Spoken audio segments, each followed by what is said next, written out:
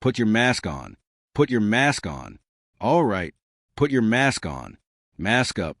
The words echoed from the body camera audio, capturing the urgency of a traffic stop that would soon unravel into something no one on the scene could have imagined. In the sweltering Baltimore summer heat, a routine citation quickly transformed into a crime scene that left seasoned officers shaken and emotionally stunned. An officer shouts, under arrest, "Gloves, gloves, everything. Everybody should have gloves and a mask on, man." What prompted the urgency was still uncertain. But then, "Yo, what's in there, bro?" Another officer called out, voice already cracking. Someone answered, haltingly, "It's a baby." That moment changed the atmosphere completely. The adrenaline surged. Officers rushed to the vehicle, attempting to contain panic and protocol. One repeated, "Come on, come on, come on, come on. Please, please relax, bro. I'm here. I need you to breathe." "Good. Okay, okay. I need you to breathe." "Okay, I'm good. I need you. Don't worry about it." A second officer attempted to calm the panicked man. "Can I ask you?" "No, I'm sorry. I just want to ask you more. There's nothing for me to talk about with you. Do you understand that?" "I know. Do you understand that? But y'all would want all the information anyway. We'll get to that point, but right now you need to be quiet. This is not a game." The vehicle sat idling as backup arrived. Tension layered over shock. Someone screamed, "No, absolutely not. You kill me. Absolutely not. Absolutely not. Absolutely not. I'm not going to, ma'am. No, ma'am. We're not going to take that road. You're going to sit here and we're going to wait. Don't you say another word. Don't you say another word." The camera caught a female suspect, visibly disoriented, trying to plead her case. "Can I please take this on my own? She don't have anything to do. Just stop. For your sake, stop speaking." Another officer cut in. "But I'm going to have to speak to y'all anyway." "I'm not asking you to speak to me now. I've told you multiple times to be quiet. I'm sorry." The arresting officer, out of breath and trembling, paced away to gather himself. The camera caught him muttering a desperate invocation. "Oh, Allah, I seek the refuge in you from the whisperings of an accursed devil who whispers into the hearts of men." Near the back of the vehicle, another officer called out, "Can I talk to you for a second?" "No." "Yes." "No." "Yes." "Please go. I'm done. Are you okay?" "I'm good. I'm good."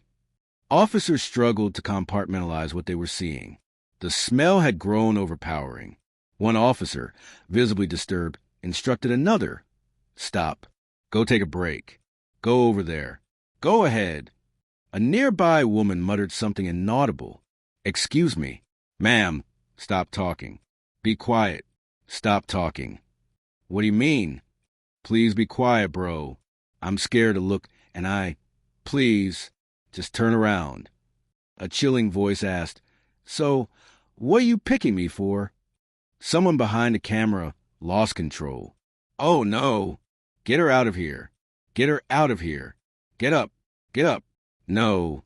More units began to arrive. Their reactions were immediate. Horror, confusion, disgust. I'm going to say hyperspray happy. "No. That baby come back." "What the? Hey, you come back. It looks like a kid that's curled up in there." Another officer shook his head. "I want to look. Just wait. Hold up a minute. Something just happened there." Someone else chimed in. "They're not okay." "No, they're not okay. I wasn't okay. That's why I took off. I sat there, and I dug through that stuff the whole time. Soon as I seen who he was, I took off running too." Officers exchanged disbelief. "So, no, they're not okay. Like, who they turned to the police?" Speeding around with bodies in my car. The full realization hadn't yet settled. The weight of it still hung in the air like the stench radiating from the vehicle. "I'm so dumb that I'm going to see this. We need to verify. We don't know what this is."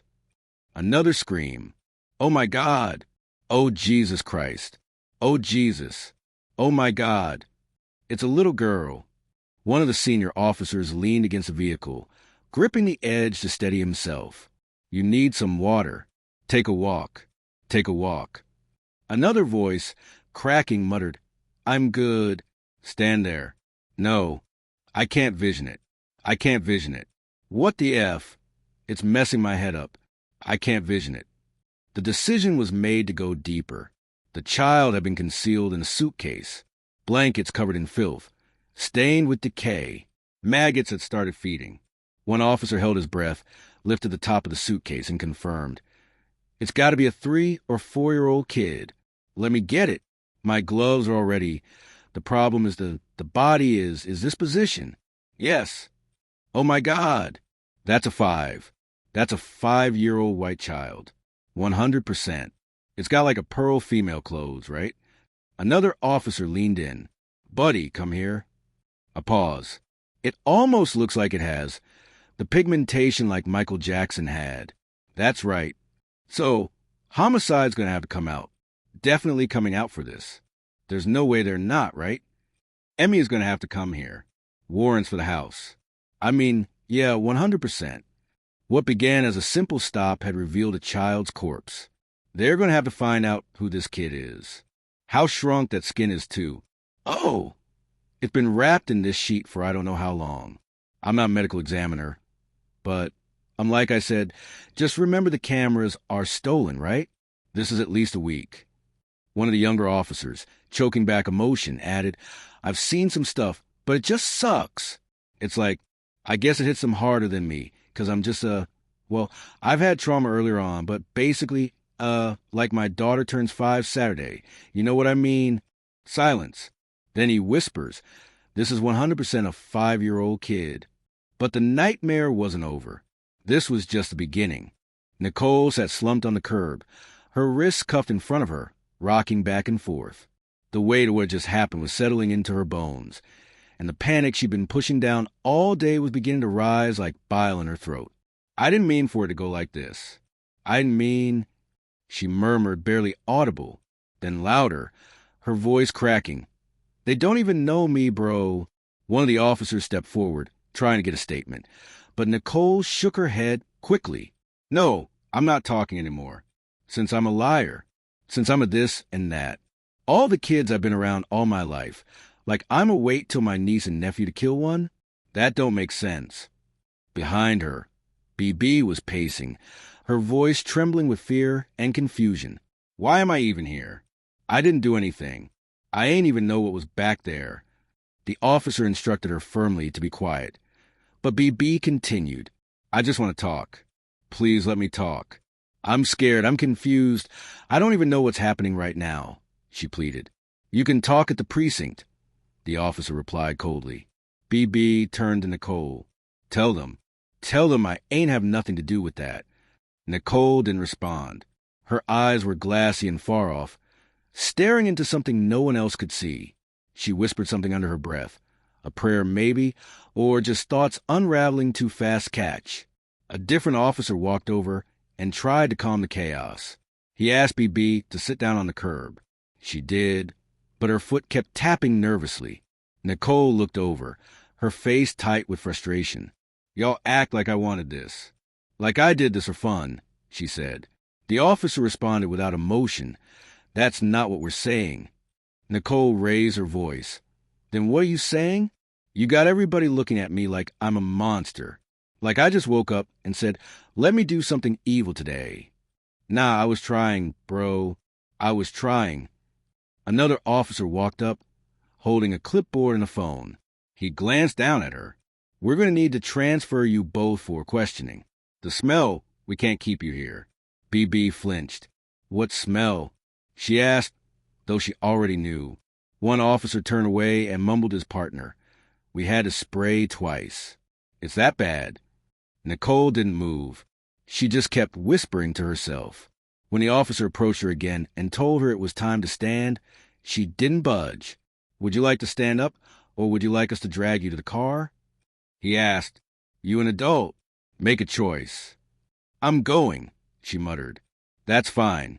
You said you had knee pain. I was just checking if you could walk. I said I'm going, she snapped, then turned to BB. "Get my bag." "Nope," the officer said immediately. "I don't care what you want. Let's go." BB was led to a separate car, still crying. "Can I get my phone, please?"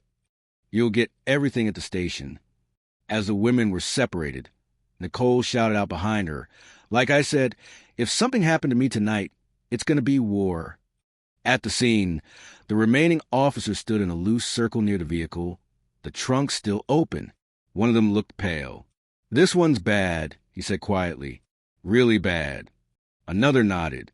"Group's pretty messed up right now." One younger officer looked like he was trying not to throw up. "I saw it," he said. "I ain't try to look again." One of the veterans shook his head. "It's not the way he's cut. It's the whole thing, man. You don't expect to find that in the trunk of a damn car." "It's just weird," said another. "Like, if this was a baby, I could maybe wrap my head around the accident theory. But they weren't babies. They were kids. Real kids." They stood there for a moment, each man sinking into his own silence. "Whole story don't make sense," one said finally. "I just want to know why. What happened? What made her do it?" Another officer said, "I'm just dumbfounded, man. I want to know what went through her mind." Back at the station, Nicole was placed in a small, sterile room. A detective entered, a pad and pen in his hands. He looked at her and waited. Nicole stared down at the floor. "I ain't mean for it to happen," she said softly. The detective asked, "Start from the beginning. How did it get to this?" Nicole wiped her nose with her sleeve. "I was in Essex. I went there to meet up with some man for prostitution. BB stayed in the car." "You were aware of the smell?" Nicole nodded slowly. "Yeah, but I thought it was a dead rat or something. Me and my homegirl tried everything to get rid of it. Power washed the car, got odor stuff. We thought it was coming from the front. We didn't sit in the back." The detective paused, letting the absurdity of the excuse hang in the air. "Do you understand how that sounds?" he asked. Nicole shrugged. "I ain't know it would come to this." After the interview, it became apparent to investigators that BB was mentally impaired and had no knowledge of the crime. Her mother was contacted, and arrangements were made to take her home. As for Nicole, her story wasn't adding up, and soon the detectives would discover a second body buried beneath the chaos, one that made her excuses crumble completely. Nicole sat with her knees pulled to her chest. "They were living with me," she said. "Me and my kids living in the car. I was just driving around. I didn't know what else to do." But hidden in a black and yellow plastic bin beneath blankets and bags was another secret. The aged remains of a young boy. And both of them, the girl and the boy, were her blood. When detectives pulled out photos and asked, "Do you recognize them?" she looked and said, "That's their mother. That's my sister." "And who are you?" "I'm the one who raised them right. You look at pictures when she had them. They was messed up. Look at pictures when I had them. Clean, fed, cared for. I was doing good." But the truth, the bruises, the smell, the silence in the back seat, said otherwise, and no one was buying the story anymore. The stench of rot had long clung to Nicole's skin, her clothes, even the air around her. Inside the precinct, officers tried to mask the unbearable odor with sprays and air purifiers, but it was no use. Nothing could erase what lingered in the air or in their minds. "You ready to be transported?" One officer asked her flatly, opening the door to the holding room. Nicole looked up slowly. "Why you want to talk to me now?" she asked, her voice thick with fatigue and resistance. "You don't have a choice," the officer replied, cold but professional. "You can walk to the car, or we'll carry you. You're an adult. Choose." She stood, but glanced at the floor. "Get my bag," she said, but the officer shook his head. "Nope." "Can I have my thing?" "I don't care what you want. Let's go." As she stepped into the hallway, she muttered, "If something happens to me tonight, it's going to be war." Back at the crime scene, a separate team of officers guarded the area around the abandoned car. The atmosphere was hushed, heavy. "I saw it."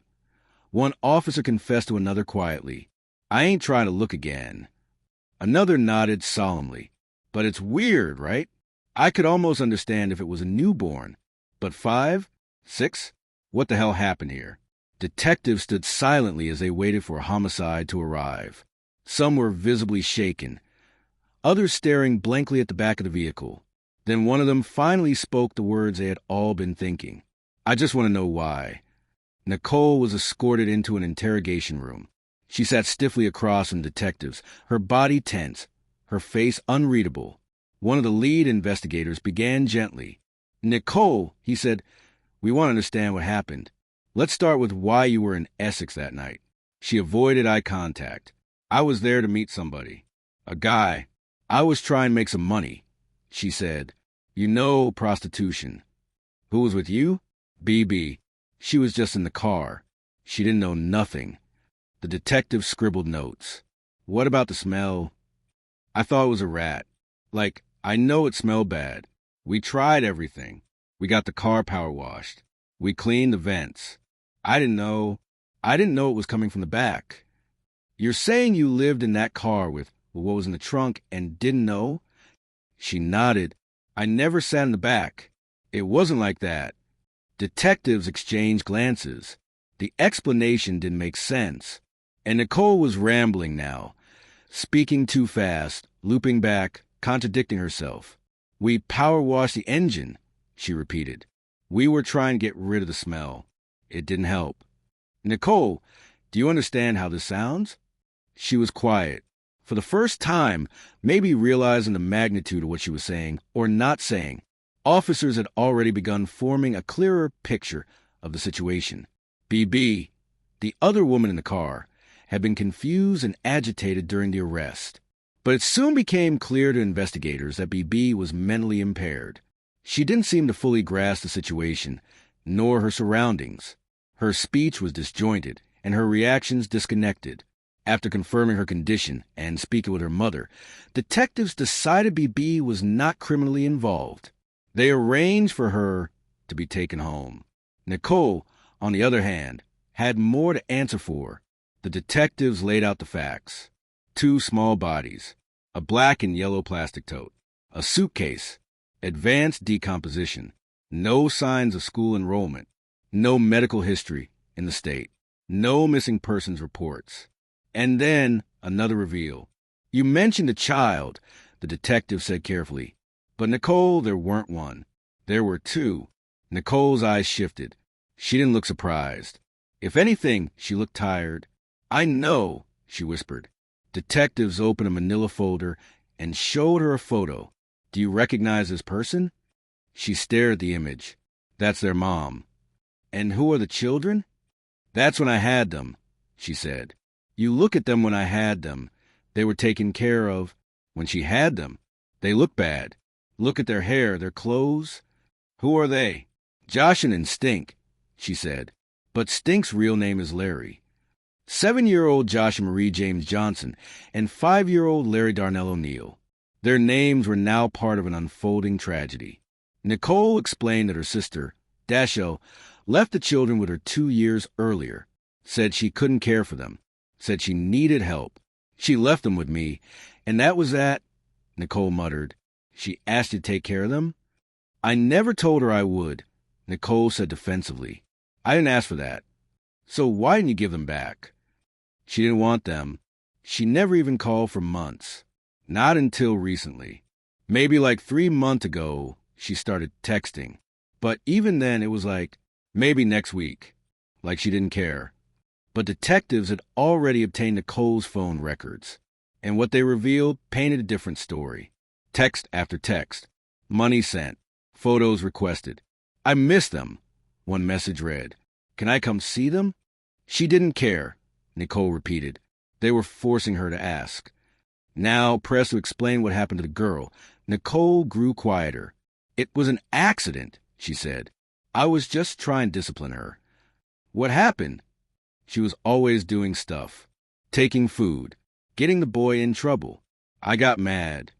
And then I hit her. The detective leaned forward. How did you hit her? With my hands. I didn't punch her. Maybe slapped her. I think I hit her body more than her face. Then what happened?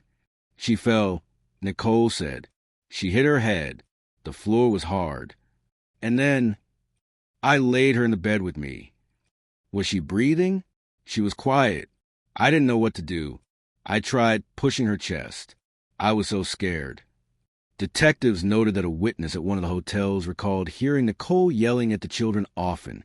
Another claimed they heard Joshlyn crying, begging her to stop. After she died, Nicole said, I put her in the suitcase. I didn't know what else to do. Where was Larry? The detective asked. Sleeping in the other bed, Nicole whispered. She claimed she kept the suitcase with her for months, traveling from hotel to hotel. She never called for help, never told anyone. In April of 2021, Dashell had messaged her, Thank you for taking care of them so well. Nicole had responded with photos and excuses. But by then, one of the children was already dead in her trunk. The medical examiner later confirmed that Joshlyn's body was severely decomposed, wrapped in a comforter inside the suitcase. Bruising was evident. A cigarette butt was also found in the blanket. No clear cause of death could be determined, but signs of prolonged abuse were undeniable. As the interview ended, Nicole sank to the floor of the interrogation room. She pulled her knees to her chest and rocked slowly. I didn't mean for it to go like this, she whispered. I didn't mean, they don't even know me, bro. But the facts said otherwise. The story was only halfway told, and what happened to Larry would reveal a darkness even deeper. Nicole sat slouched in her chair, the weight of her words pressing in from every angle. A silence stretched between her and the detectives until one of them spoke again. Nicole, he said softly, now that we know what happened to Joshlyn, we need to talk about the boy, Larry. She didn't answer right away. Her eyes traced the edge of the interrogation table, like she was searching for a crack to escape through. He didn't want to go anywhere else, she finally muttered. You can ask anybody who knows me. As much as I wanted to drop him off, or tried to, he wouldn't leave me. He always wanted to be with me. The detective nodded slowly, taking notes. So what happened? I don't know, Nicole said. 1 minute we were playing, and then he got hurt. She looked up for a second, then down again. I think something hit him in the leg. That's how it started. What hit him? The detective asked. I can't remember. I think he was playing with something. And I think I yelled. Maybe I even swung on him. But I didn't mean to. I didn't even notice the blood at first. You hit him? The detective asked. Nicole nodded slightly. I yelled, then I hit him. But I swear I didn't know. I didn't see the blood until later. She reached for the cigarette they'd given her earlier, her fingers trembling. She inhaled sharply, exhaled, then continued. I started calling his name. Stink, stink, stink. And when I looked at his clothes, they were bloody. The detective leaned forward. Where was he bleeding from? His leg, she answered. Right here, she said, pointing to the inside of her left eye. I didn't know how bad it was. He didn't scream or anything. He just looked tired. Was the blood dripping? Nicole shook her head. Not a lot, just on his clothes. But when I saw it, I panicked. What did you do? I didn't even take his pants off. I just stared at the blood. I couldn't believe it. Then I tried to clean him up, and then... She stopped herself, biting her lip. What did he say to you? The detective asked. Nicole's voice cracked. He said, Honey, can you lay me down? He was sitting up in the car, in the seat. Then he said, Oh, my expletive, can you lay me down? And I said, Yeah, honey. She swallowed hard. So I laid him down in the back seat. I lit a cigarette. I turned back around and he was quiet. You thought he had passed? I don't know, Nicole whispered. He looked peaceful, like he was just sleeping. But I knew. Larry had died approximately 2 months before the traffic stop that led to Nicole's arrest. By her own admission, she placed his body in a black and yellow storage bin, the same one officers discovered in the trunk. At that point, both children had been deceased for weeks, one possibly over a year. Detectives confronted her gently but firmly. You said this happened in May? Nicole nodded. This is July. You were driving around with both kids in your trunk for that long? Yes, she whispered. I just didn't know what to do. But Nicole had done more than just keep silent. In June of 2021, just a month after Larry's death, she had recorded a video on her phone showing the storage bin in the back of her car. She spoke on camera about trying to get odor absorbers. In the video, she didn't sound panicked or remorseful. If anything, she sounded annoyed. She was still pretending, one investigator later recalled, still putting on a show for the world while her niece and nephew were decomposing in her trunk. When Larry's body arrived at the medical examiner's office, he was still wearing his Paw Patrol pajamas. His body, like his sister's, showed visible bruising. There were superficial wounds on his legs, but none that would have caused him to bleed to death the way Nicole described. However, doctors did find internal bleeding around his knee and elbow, signs of trauma before death. No cause of death could be confirmed due to the advanced stage of decomposition, but investigators had already seen enough. Larry hadn't been taken to a hospital. No police were called. No family was notified. Nicole simply laid him next to his sister in the trunk of her car and kept going, from one hotel to the next. Neither child had ever been enrolled in school. They had no pediatric records, no dental visits, no reported vaccinations, nothing. Worse still, no one ever reported them missing. As one detective put it later, they disappeared, and no one even knew they were gone. There was one more disturbing detail that couldn't be ignored. Both children were significantly underweight. Joshlyn weighed just 18 pounds. Larry only 21. That's the size of a toddler, one of the forensic pathologists told investigators. Not a 5-year-old. Nicole had insisted she fed them. They ate all the time, she repeated in the interview. They ate everything. They weren't tiny. But doctors said otherwise. According to experts, it would have taken several months of serious malnourishment for their bodies to reach such low weights. It wasn't just one bad week. It was systematic deprivation.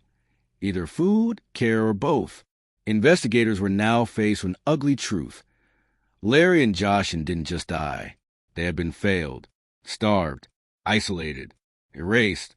In the next interview session, Nicole sat in silence for a long time before she finally spoke again. "I just can't believe they came up here and made it seem like I was some kind of bad person," she said. "Like I was a monster. Like I didn't care." She looked toward the door. "I've been depressed my whole life," she said. "I just wanted a mama. I didn't have no help. I didn't have no one calling me. Nobody showed up. Not my mom. Not my sister. Nobody." One of the detectives listened but said nothing. "I raised so many kids in my life," she continued. "So many they thought they were mine. And I'm supposed to believe I waited until now to kill some?" She shook her head in disbelief. "They don't even know me," she muttered. "Not my sister. Not my mom. Nobody." But investigators knew something else now. Whether she saw herself as a victim or not, she was the only adult who had been with the children when they died. And she was the only person who had known the truth for over a year, while she kept their bodies hidden in the trunk of her car. The horror of what investigators had uncovered was only beginning to settle in. 2 children, a girl just 7 years old and a boy 5, had died in the care of a woman who now sat across from them, twitching in her seat, crying one moment, angry the next, rambling about betrayals and loneliness. But in that interrogation room, Nicole Johnson remained the only voice that could explain why. And even that voice, detectives had quickly learned, could not always be trusted. She insisted again and again. She didn't mean for it to happen. She wasn't a monster. She'd been alone. Her mother hadn't called. Her sister left the kids with her and never came back. Her family didn't understand her. Everyone had turned on her. "They came up here and acted like I was some kind of killer," Nicole said bitterly. "Like I just woke up one day and decided to do this."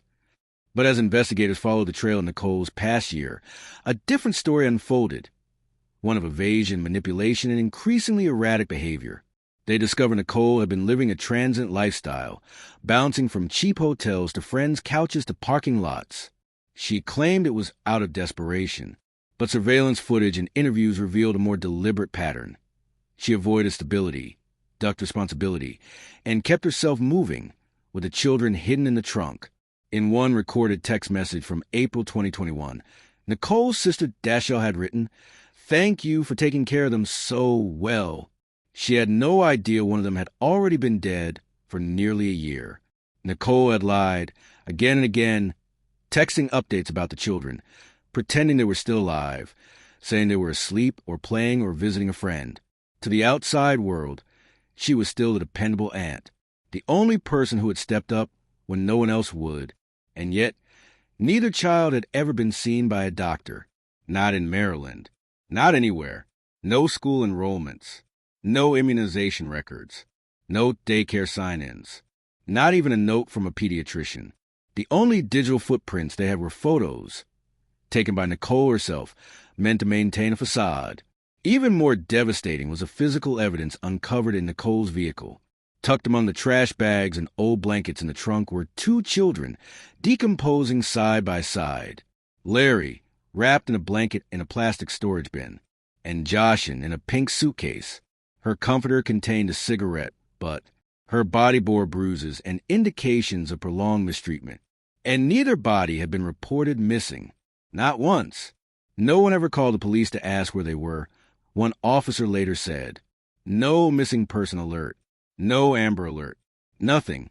They vanished and the world kept spinning." But there were signs, subtle, overlooked details that painted a darker picture of their final months. A hotel resident who shared a wall with Nicole said she often heard her screaming at the girl. She'd hear loud bangs, profanity, and sometimes the unmistakable sound of a child crying out, "Please stop." The woman said she thought about calling the police, but hesitated. "It's not really my business," she told investigators. Another former friend of Nicole's said she'd grown worried after Nicole stopped letting anyone into her car. "She always kept it locked," the friend recalled. "She wouldn't even open the trunk when I asked for my charger back." She said she'd lost it. "I think now she didn't want me to see what was inside." It wasn't just people on the outside who had suspicions. Nicole's own sister had tried multiple times to check on the children. She sent money, offered to pick them up, begged to FaceTime. Nicole blocked her, ignored her, then told everyone Dashelle didn't care about her kids. But texts told a different story. Dashelle had written, again and again, "Let me see my babies." She asked if they were healthy. She wanted them to meet their new sibling. At one point, she even suggested a custody exchange. Nicole never responded. Instead, she blamed her sister for abandoning them in the first place. She didn't want them, Nicole claimed in her interview. "She left them with me like it was nothing. I never asked her to." "But she asked to get them back, right?" the detective pressed. "She barely even cared," Nicole muttered. When shown the messages contradicting that claim, Nicole shrugged. She was just saying that because they made her, she said, she didn't really want them. Now that investigators had two dead children, with no clear cause of death and no signs they'd been cared for in over a year, they started digging into every person who had contact with Nicole during that time. One particularly disturbing detail surfaced during a search of a motel room she'd recently stayed in. Officers found two stuffed animals left on the dresser. One was pink, the other blue. Two small rose bears, each with a ribbon around the neck. On the ribbon were the words, "Always and forever." Aside from those two bears, there was nothing in the room to suggest any children had stayed there. No clothes, no toys, no diapers, no toothbrushes, just the bears. One officer later said, "It was like she was keeping little shrines for them, like she knew she had already lost them." Back in the interrogation room, Nicole became more emotional. Her voice was hoarse now, raw from hours of talking. "I was doing good with them," she insisted. "They were fine. Nobody even wanted them back until like 3 months ago." "Is that when your sister reached out?" the detective asked. "Yeah." "What did she say?" "She didn't even really care," Nicole said. "They made her do it." "Who made her?" "I don't know. Somebody. Her boyfriend." "I don't know. She didn't mean it." "Nicole," the detective said slowly, "you told us earlier that Joshlyn died in May of 2020. "Yes." "And you said Larry died around May of 2021. "Right." But you were still sending texts about them being alive. You were still accepting money from your sister. You never told her the truth. I couldn't, Nicole whispered. I just couldn't. I didn't know how. I was scared. The detective looked at her quietly. He didn't say anything for a long time. Nicole, he finally said, they were children. They didn't get to be scared. They didn't get a chance to cry for help. Nicole turned her face away. Outside the room, prosecutors and officers had already begun piecing together charges. What started as a simple traffic stop for expired tags had now become one of the most haunting child abuse cases in Maryland history. But the full scope of the tragedy still wasn't over. Because while Nicole was finally speaking, the system that had allowed the children to vanish without notice had yet to answer for its own silence. And the question that remained was this: how many others saw the signs and looked away? By now, the officers, prosecutors, and even seasoned homicide detectives were grappling with an overwhelming sense of disbelief, not because of what had been discovered, but because of how long it had gone unnoticed. 2 children, hidden in a car trunk for months, one of them possibly over a year, and no one ever reported them missing. Not a teacher, not a doctor, not a neighbor, not even the state. Nicole Johnson had managed to carry out a slow-motion disappearance, not just of 2 young lives, but of their entire existence. Joshlyn Marie James Johnson, 7 years old. Larry Darnell O'Neill, 5. The names now etched into evidence reports were barely known outside a tight circle of family. Neither had ever been enrolled in a Maryland public school. Neither had pediatric records. There were no birth certificates submitted to local health agencies. No daycare visits. No school lunches. No holiday photos from relatives. No trail. It was like they'd been fading away for years, and no one had noticed. When asked about the children's sizes, Nicole pushed back. They were healthy, she insisted. They ate all the time. Everything I gave them. They weren't tiny. But the medical examiners disagreed. 7-year-old Joshlyn weighed just 18 pounds. 5-year-old Larry was only 21 pounds. That's toddler weight. Not even the size of a healthy 3-year-old. Nicole insisted this happened after death, that the decomposition changed their bodies. But the doctors were clear. It would have taken months, possibly more than a year, of chronic starvation to reach that condition. Their bones, their growth plates, even their internal organs showed signs of long-term malnutrition. And that didn't happen in the trunk. That happened while they were alive. Confronted with the results, Nicole's voice cracked again. I didn't starve them. I fed them, she whispered. I gave them food. What kind of food? The detective asked. Whatever I had, she said. I didn't have money, but I gave them what I had. But you had money, he reminded her. Your sister sent you money. We saw the texts. She was barely around, Nicole muttered. She sent a little bit here and there. Never enough. She left them with me. She left them in your care, he corrected. And you had a responsibility. Nicole didn't answer. The room was thick with silence. The kind that comes after a confession that isn't quite a confession. The kind that comes when everyone knows the truth, but the person holding it refuses to say it out loud. That's when detectives circled back to Larry's death. So what happened with the boy? The lead detective asked. What exactly caused the injury in his leg? Nicole shook her head. I don't know. We were playing. I think something hit him. I think I hit him for play with something, but I don't remember what. The detective frowned. You think you hit him and something was in his leg? Like a piece of glass? A nail? I didn't see anything. I didn't even take his pants off. Just blood. Just blood. The official autopsy showed no signs of a deep puncture wound. Nothing that would explain a child bleeding out. Instead, what they found was internal bleeding around the knee and elbow. Soft tissue trauma. Blunt force. Consistent with physical abuse, but not with a sharp object or accident. Again, Nicole offered a vague explanation. He was drowsy, she said. Just started fading. Then he asked me, he said, Honey, can you lay me down? She choked back a sob. That's what he said. Can you lay me down? So I did, in the back seat, and I smoked a cigarette. And then I turned around, and he wasn't answering me. I kept saying, "Stink? Stink."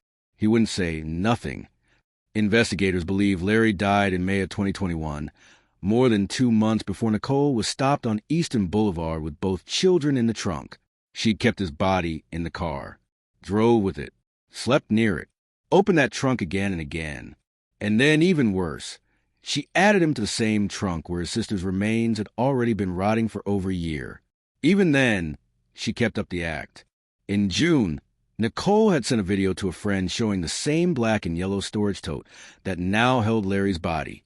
In the video, she joked about the smell and said she needed to buy odor absorbers. She knew what was in there, the detective said, and she filmed it like it was nothing. The image of a mother figure driving around with 2 dead children in her trunk, making jokes, sleeping in hotels, even panhandling, was almost impossible to grasp. But one thing was now crystal clear. Nicole Johnson was not simply overwhelmed. She was deceptive, calculated, capable of hiding the truth for over a year. As investigators widened their lens, they looked into the children's biological mother, Nicole's sister, Dashelle. She had, at one time, left the children in Nicole's care voluntarily. But she also reached out frequently, asked to see them, sent money, and told friends she planned to take them back. She was irresponsible, sure, one investigator said, but she didn't kill them. She didn't starve them. She tried to get them back. The more Nicole was pressed, the more her story shifted. She said Dashelle never really wanted the kids, then admitted she did. She said the children were well cared for, then admitted she couldn't remember their birthdays. She said she was just trying to discipline Joshlyn, then admitted she just kept hitting her. Now, the detectives knew they were past the point of getting a confession that made sense. Nicole wasn't trying to justify. She was trying to survive. Emotionally, legally, psychologically. Any admission she made was followed by contradiction. Every sob came with a sudden shift to anger. She was unraveling, even as she fought to hold the narrative in her own hands. But the facts didn't need her anymore. The evidence was strong. The condition of the bodies, the interviews with witnesses, the text from family, the objects in the trunk, the cigarette butt in the comforter, the child-sized rose bears that said always and forever, and worst of all, the silence, the months and months of silence. No calls, no missing posters, no names on the school rosters, no raised eyebrows at a mother who hadn't seen her children in a year. No action from state agencies despite Nicole's existing record, despite the warnings, despite the cries. They never got a chance to be found because no one ever reported them lost. And so the detectives did what the system never had. They gave the children a name, a file, a voice. And Nicole, she sat in that metal chair, talking to the air. "I can't believe they're trying to make me out like I'm some bad person," she said again. "Like I'm evil." No one in the room answered. They didn't need to. They were already building the case that would speak for the children far louder than Nicole ever could. By the time investigators finalized their timeline, the portrait of Nicole Johnson wasn't just that of a struggling woman. It was that of someone who had learned to live with death. Nicole had admitted to hitting Joshlyn.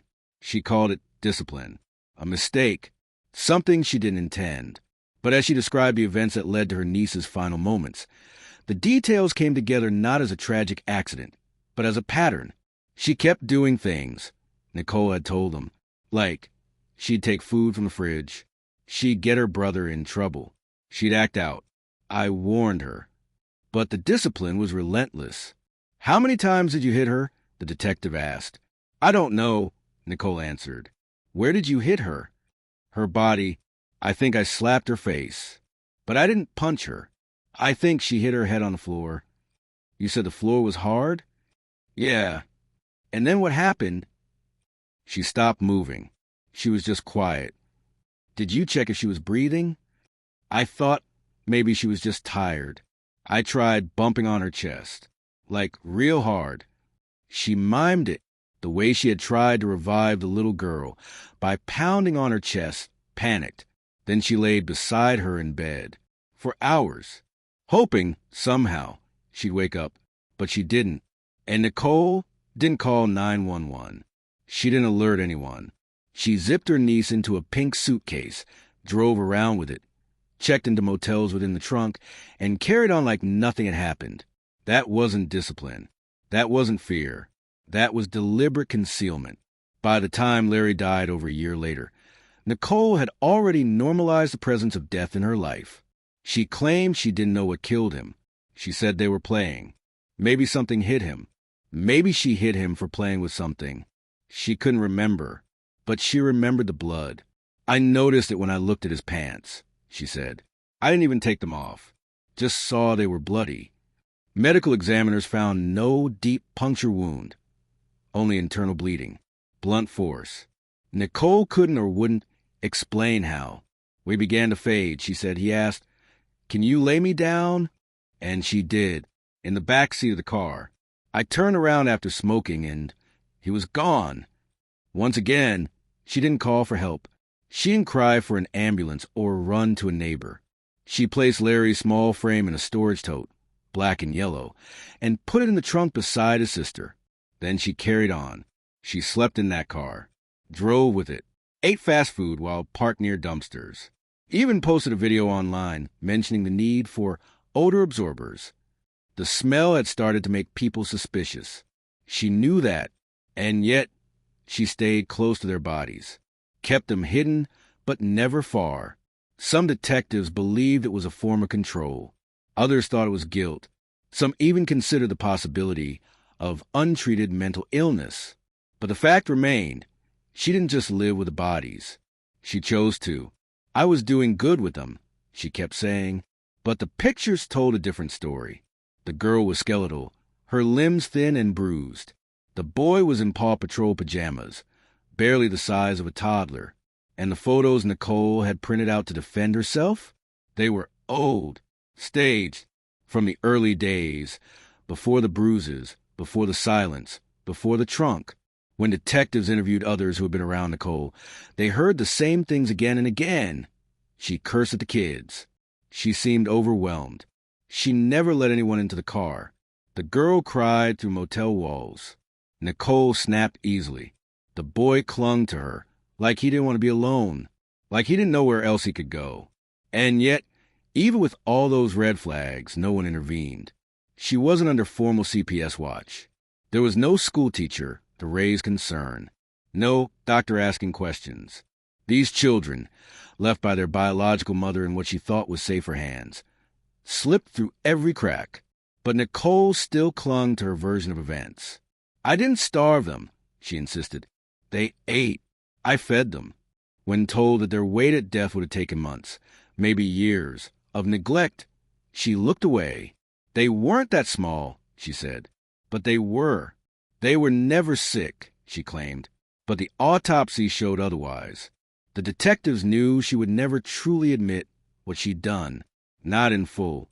Her confessions were always partial, scattered between tangents about her family, her mother, the betrayal she felt, and the loneliness that consumed her. At one point, she shouted in the interrogation room, "I did everything for them. Where was everybody else? Where was their mom? Where was mine?" No one answered, because those questions, tragic as they were, could never excuse the deaths of two children who had once been full of life, laughter, and trust. They had called Nicole Auntie. They had trusted her, and she had become their world, until that world became a coffin on wheels. When prosecutors met to finalize charges, the list was staggering. 2 counts of first-degree child abuse resulting in death, 2 counts of second-degree child abuse, neglect, assault, failure to report the death of a minor, and unauthorized disposal of a body. The evidence was overwhelming. Nicole Michelle Johnson was arrested and held without bond. At her arraignment, she barely looked up. She entered a guilty plea to 2 counts of first-degree child abuse resulting in death on August 13th, 2024. The judge sentenced her to life in prison, with all but 50 years suspended, followed by 5 years of supervised probation upon release. She would be nearly 80 before she ever saw freedom again, if she lived that long.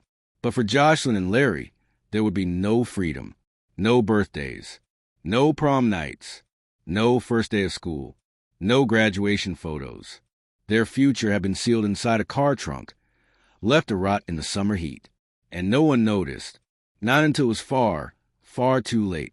After the sentencing, there was no sense of relief, just a heavy quiet, one that lingered in every room the children had once passed through, in every file that sat unopened in a social worker's inbox, and every question still unanswered. Because no matter how detailed the investigation became, no matter how many pages the detectives filled with interviews and photos and transcripts, one truth never changed. No one came looking. Joshlyn and Larry hadn't vanished overnight. They had been gradually erased by silence, by neglect, and by a system that failed them at every level. And now, the public wanted to know how. How had two children been missing for so long, and no one ever called their names? Reporters dug into state records. Activists demanded answers. Child welfare agencies offered deflections.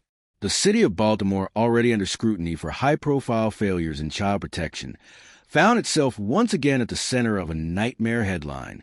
But this wasn't just about one woman's crime. It was about a chain of absence, one link after another, from the mother who handed them over, to the family who looked away, to the neighbors who heard screams but never knocked, to the strangers who watched Nicole panhandle in parking lots of motels, unaware or unwilling, to ask where the children were, and to the state workers who, for reasons still unclear, never flagged the children as missing. No Amber Alert, no missing persons bulletin, no welfare checks. It took a traffic stop, a broken tag light, and expired registration to bring two murdered children out of hiding. That truth echoed through every hallway of the courthouse, every news segment, every painful social media thread. They didn't need to be found because they were never listed as lost. Back in the interrogation room, Nicole had tried to shift the blame. She spoke of her mother. She told me not to give them back. Nicole cried. I was going to return them. I swear. She spoke of her sister. She never really wanted them back, she claimed. I never asked for the kids. She just left them. But the text messages said otherwise. L, the children's biological mother, had sent money, asked for photos, checked in. She told Nicole she wanted the kids to meet their new sibling. At one point, she even thanked Nicole for taking care of them so well.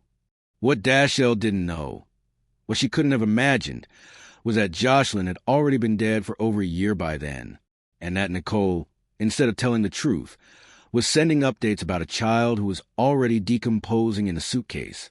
It was more than deception. It was a slow-motion cover-up, maintained through lies, distance, and a hope that no one would ever ask too many questions. And for a long time, no one did. Friends told investigators that Nicole changed motel rooms frequently. She never let anyone near the car. She avoided questions about the children. When asked directly, she'd say they were asleep or with a friend or doing good. But one witness, who stayed next door to Nicole in the motel, recalled something chilling. I heard the little girl crying. They said she kept yelling for her to stop. Nicole was yelling too. It wasn't right. I should have said something. But they didn't. And that moment, that silence, became part of the story too. Because in tragedies like this, the spotlight often narrows to the one person in handcuffs. But around that spotlight, there's a circle of shadows, people who saw, who heard, who suspected, but did nothing. No one knocked on the door. No one asked where the children were. Not the staff at the motels. Not the cashiers Nicole panhandled near. Not the maintenance workers who power washed her car. Not the family members who hadn't seen the kids in a while. Not even the biological father, who, according to court records, never once contacted child services. Joshlyn and Larry were not invisible. They were just ignored until the smell, until the flies, until a Baltimore County officer stopped a beat-up car with a paper tag. The public reaction was a mixture of horror and heartbreak. Vigils were held, stuffed animals, and candles placed near the courthouse steps. Online memorials filled with drawings, poems, and messages from strangers. Rest easy, angels. One note read, "You deserve better." Nicole's mugshot, dark eyes, tired expression, circulated across national news outlets. Her name became synonymous with cruelty. But for the investigators who had worked the case, who had unzipped the bags and carried the small, fragile bodies, the horror wasn't just what Nicole had done. It was what no one else had done. No report, no knock, no call, just time and silence, and 2 children growing smaller, quieter, more invisible, until there was nothing left of them but bones, a stuffed animal, and a pink ribbon that read, "Always and Forever." The air inside the car was thick with heat. The smell had become impossible to ignore. Even seasoned officers struggled to keep their composure. Flies circled relentlessly, the kind that weren't just attracted to trash, but to death. Inside the black and yellow plastic bin, they found Larry's body wrapped tightly in trash bags and blankets. His small frame was still dressed in Paw Patrol pajamas, covered in bruises. Joshlyn, wrapped in a comforter, had been folded into a pink suitcase for over a year. A cigarette but was found pressed into the same blanket. Neither child had identification. No school records. No medical history. Just decay and a ribbon. 2 stuffed bears were later discovered in a hotel room Nicole had stayed in. One blue, one pink. Around their necks, soft ribbons red. Always and forever. Investigators couldn't say for sure if they were memorials or just keepsakes. But the contrast was impossible to ignore. A plastic tote for one child, a suitcase for the other, and 2 neat, decorative bears in a hotel room with no signs that children had ever truly lived there. The detectives were quiet when they carried the bodies into the medical examiner's office. It wasn't the kind of thing you could get used to. One of them whispered something under his breath. Another simply said, "Let's just get through it." But there was no getting through this. Larry weighed 21 pounds. Joshlyn weighed 18. By medical standards, both were severely malnourished. The examiner's notes would later state that it would have taken months of poor nutrition for them to reach those weights. Their deaths were classified as homicides, though the exact cause could not be confirmed due to the advanced state of decomposition. Still, the bruising, the trauma, the injuries, the testimony, the hiding, it told its own story. And it was more than enough for prosecutors. They brought charges quickly. Nicole Michelle Johnson was indicted on 14 criminal counts, including 2 counts of first-degree child abuse resulting in death, 2 counts of second-degree child abuse, 2 counts of unauthorized disposal of a body, 1 count of neglect of a minor, and multiple counts of failure to report a death. Each count carried a weight Nicole couldn't talk her way out of. In one interview, when the detective told her about the severity of the evidence, Nicole cried. "They're all just going to make it about me," she said, voice trembling. "All of them, my family, the media. But no one knows what I went through.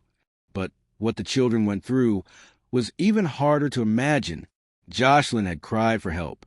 Witnesses had heard her. She had suffered bruises consistent with repeated physical abuse. Her cries at some point went silent, and then she was folded into a suitcase and placed in a trunk. Larry, her younger brother, had once called Nicole honey. Those were the last words he ever spoke. He told her he was tired, that he wanted to lie down, that he trusted her, and then he died too. For over a year, Nicole drove around with the bodies in her trunk, sometimes to motels, sometimes to stores.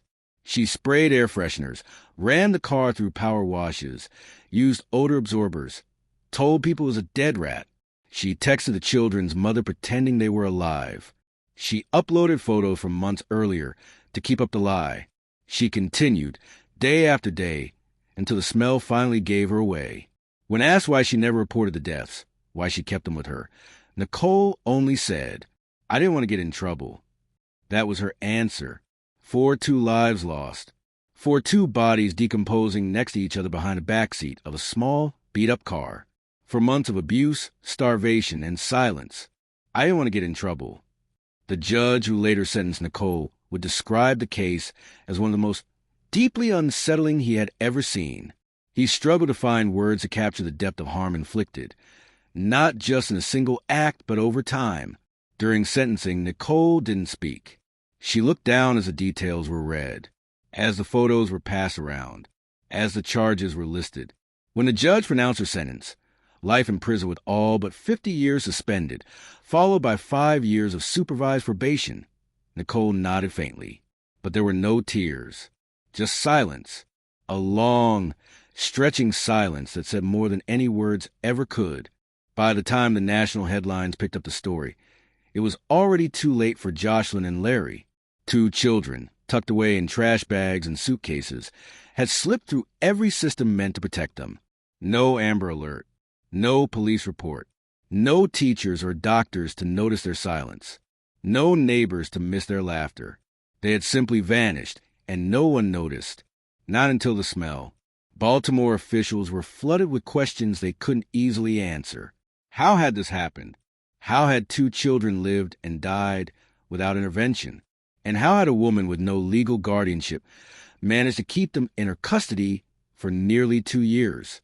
Behind closed doors, the Department of Social Services faced intense scrutiny. According to case files, Dashell, the children's biological mother, had an open case involving another child, an infant taken into temporary state custody. And yet somehow no welfare checks had been conducted, no follow-up, no verification of where the other 2 children were. Just silence, paper trails that ended in broken promises. 1 month after Nicole's arrest, her own mother, the children's grandmother, sent a desperate email to city officials. "You failed them," she wrote. "We all did, but now I'm begging you not to fail the last one." The email called on officials to protect the surviving infant, Joshlyn, and Larry's younger sibling. It also lashed out at social workers, at Dashell, and at Nicole herself. Accusations flew in every direction. Everyone wanted someone else to blame. Meanwhile, rumors surfaced that Dashell had launched a GoFundMe campaign to raise money for the children's burial. Then a second, then a third. Some said there were 4 in total. All of them disappeared within weeks. The public response was visceral. People questioned the motives, the timing, the sincerity.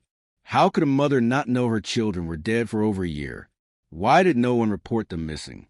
Why had Nicole blocked Dashell's messages but still accepted money from her? And where was the line between heartbreak and neglect? Forensic psychologists would later describe Nicole Johnson as emotionally fractured, someone with signs of lifelong trauma, depression, and impulsive rage. But those weren't excuses. They were only context. Context for how someone could hurt the very children they once claimed to love. Nicole's defense attorneys painted her as overwhelmed, abandoned by her family, struggling with poverty and untreated mental illness. But prosecutors didn't bend. She had time. One said, so much time. Time to hurt them. Time to hide it. Time to stop it, and never did. In court, no family members showed up to speak on Nicole's behalf. When the sentence came down, 50 years in prison, the courtroom was still. No one cheered. No one cried. The silence felt like a second burial. Joshlyn and Larry were eventually laid to rest in a quiet ceremony, their casket small and too light to carry the weight of everything they'd endured. A local church paid for the funeral. Community members who had never met the children brought flowers.